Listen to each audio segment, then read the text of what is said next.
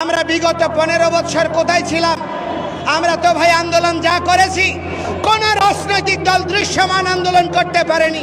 ইসলাম যে আন্দোলন করছে শেখ হাসিনার সরকারকে শক্তিশালী করার জন্য। গত এক সপ্তাহের ভিতরে আমরা দেখতে পাচ্ছি যে আওয়ামী ইসকন লীগ যে সনাতনী মানে প্রান্তিক এবং মৌলবাদী একটা সংগঠন আছে, সেই সংগঠনটা গত 3 মাস থেকে প্রচণ্ড রকমের উস্কানিমূলক সভা সমাবেশ এবং বক্তব্য দিয়ে বেড়াচ্ছে। রংপুরে পার্টিকুলারলি আমরা দেখলাম যে রাষ্ট্রদ্রোহিতার মামলায় যে লোককে গ্রেফতার করা হয়েছে চিন্ময় দাসকে গতকালকে, তিনি হুঙ্কার দিয়ে বলেছেন যে বাংলাদেশে হিন্দুদেরকে নাকি উচ্ছেদ করবার জন্য ষড়যন্ত্র চলছে, এবং যদি এই ষড়যন্ত্র অব্যাহত থাকে আমরা মনে করিয়ে দিতে চাই যে ইরাকে, লিবিয়াতে এবং সিরিয়াতে কি হয়েছে। এখন আমরা যারা দুনিয়ার খোঁজখবর জানি, ইরাকে, লিবিয়াতে এবং সিরিয়াতে গৃহযুদ্ধ চলছে। ওয়ার অন টেররের নামে পশ্চিমা নেটো শক্তি যে 7টা মুসলিম দেশকে ধ্বংস করে দেবার প্ল্যান করেছিল 2000 সালে, তার অংশ হিসাবে। তো সেই জায়গাতে আমরা দেখতে পাচ্ছি যে এই ইসকনের নেতা যে উস্কানিমূলক বক্তব্য দিয়েছে, এবং তারপরে দেখলাম যে চট্টগ্রামে বাংলাদেশের পতাকার উপরে ইসকনের পতাকা দিয়েছে। এটা যে পরিকল্পিতভাবে একটা উস্কানি, এবং এই ঘটনাগুলোর সাথে আমাদের ইতিহাসে আমরা দেখেছি 1975 সালে শেখ মুজিবকে সপরিবারে হত্যা করবার পরে ভারত যে লেভেলে আমাদের রাষ্ট্রে ইন্টারফেয়ার করেছে, ঠিক একই লেভেলের ইন্টারফেয়ারেন্সের অ্যাটেম্পট আমরা দেখতে পাচ্ছি। এবং দুঃখজনক হলেও সত্য যে বাংলাদেশে সংখ্যালঘু নির্যাতন আছে, যেমন এটা আমরা স্বীকার করছি, কিন্তু সংখ্যালঘুদের একটা মতলববাজি রাজনীতি আছে। এই সংখ্যালঘুদের মতলববাজি রাজনীতিটা বাংলাদেশের জনগণের মধ্যে যে কমিউনিটির যে একটা হারমোনি ছিল, সবার ভিতরে যে একটা আন্তঃসাম্প্রদায়িক যে একটা সম্পর্ক ছিল, ভালোবাসা ছিল, একজনের প্রতি আরেকজনের দরদ ছিল, এই দরদটাকে এফেক্ট করছে।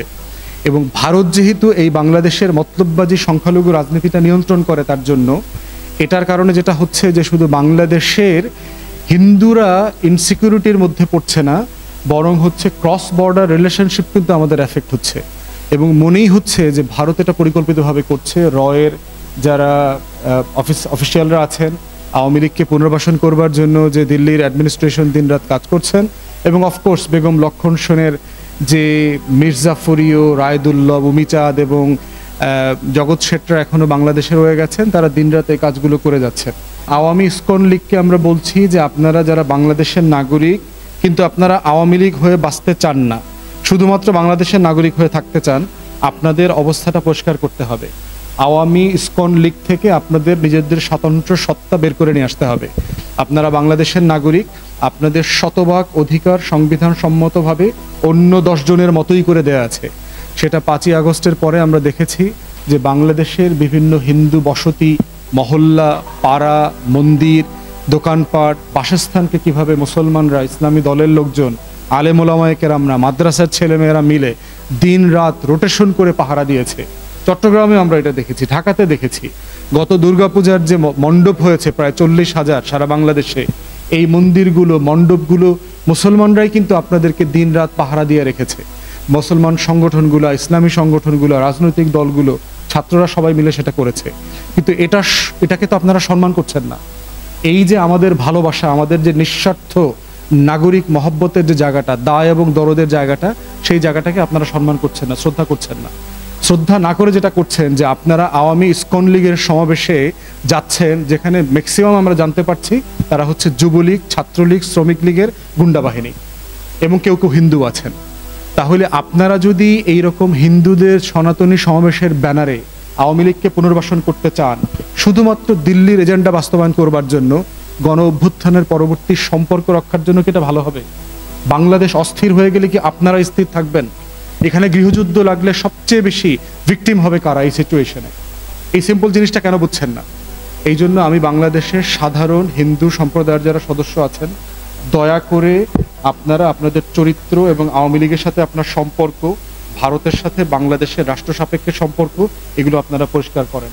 হিন্দু বৌদ্ধ খ্রিস্টান ঐক্য পরিষদ আমরা দেখলাম গত কয়েকদিন আগে রিপোর্ট বের করেছে যে জুলাই আগস্টের পর থেকে 9 জন হিন্দুকে খুন করা হয়েছে।